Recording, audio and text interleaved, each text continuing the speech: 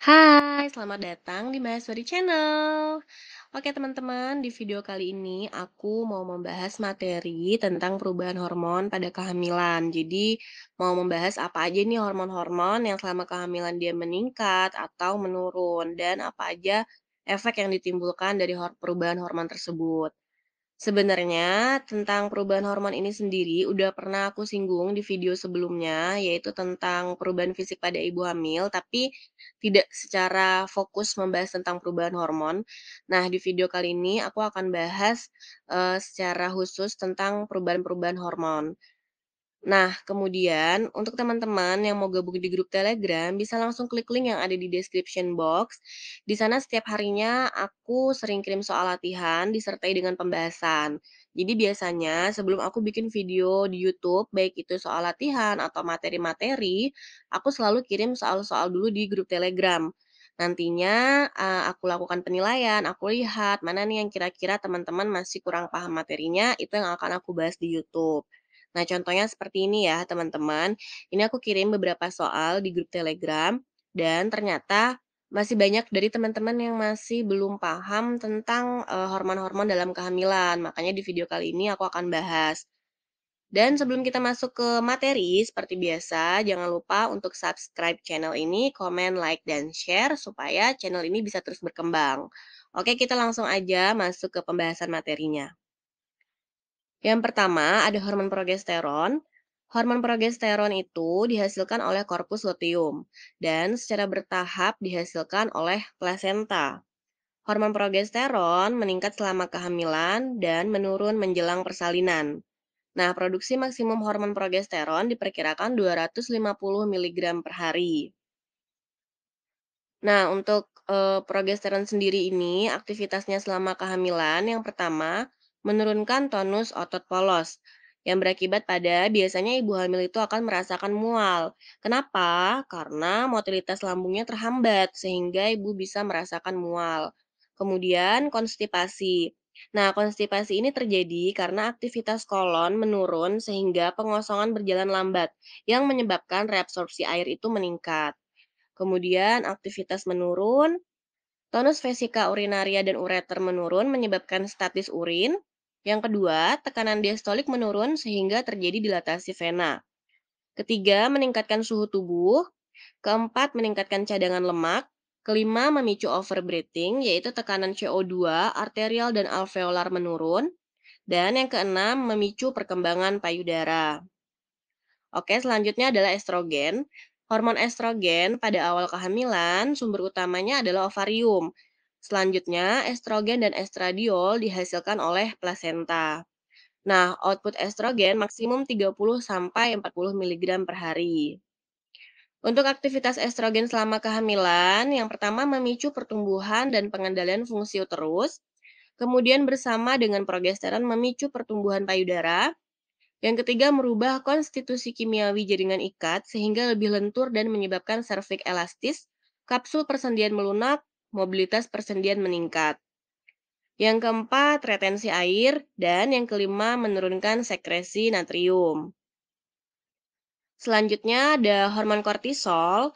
Nah, hormon kortisol ini pada awal kehamilan sumber utamanya adalah adrenal maternal. Kemudian pada kehamilan lanjut, sumber utamanya yaitu plasenta. Produksi hariannya 25 mg per hari. Untuk hormon kortisol secara simultan merangsang peningkatan produksi insulin dan meningkatkan resistensi perifer ibu pada insulin. Nah, ini misalnya jaringan tidak bisa menggunakan insulin. Hal ini mengakibatkan tubuh ibu hamil membutuhkan lebih banyak insulin. Sel-sel beta normal Pulau Langerhans pada pankreas dapat memenuhi kebutuhan insulin pada ibu hamil yang secara terus-menerus akan tetap meningkat sampai aterem. Nah, biasanya ada sebagian ibu hamil yang mengalami peningkatan gula darah. Hal ini dapat disebabkan karena resistensi perifer ibu hamil pada insulin. Gitu ya, teman-teman. Oke, lanjut, yaitu selanjutnya adalah hormon chorionic gonadotropin atau HCG. Hormon HCG ini pada awal kehamilan diproduksi oleh trofoblast. Nah, selanjutnya diproduksi oleh plasenta. Hormon HCG ini biasanya dapat dideteksi pada minggu kedua setelah konsepsi.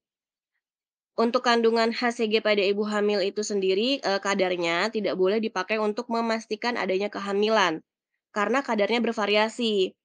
Biasanya, adanya kadar HCG yang meningkat ini bukan merupakan tanda pasti hamil, tetapi merupakan tanda dari kemungkinan hamil.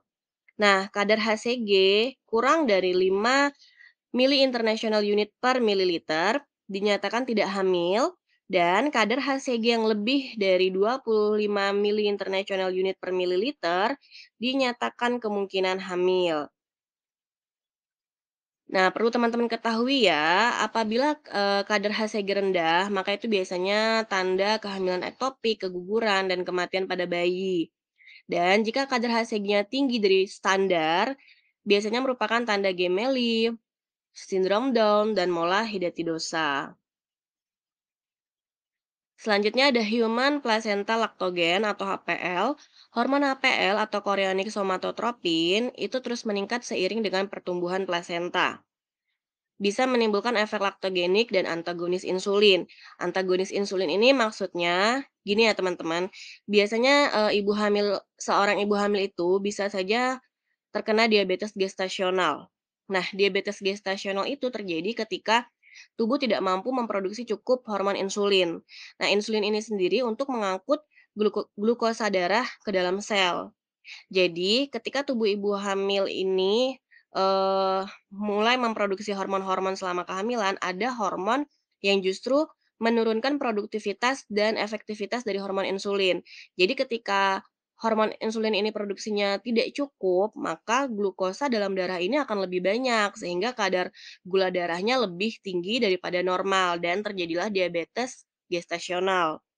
Nah, hormon HPL ini dapat meningkatkan gula darah pada ibu hamil yang fungsinya itu adalah untuk memberikan nutrisi ekstra pada bayi di dalam kandungan.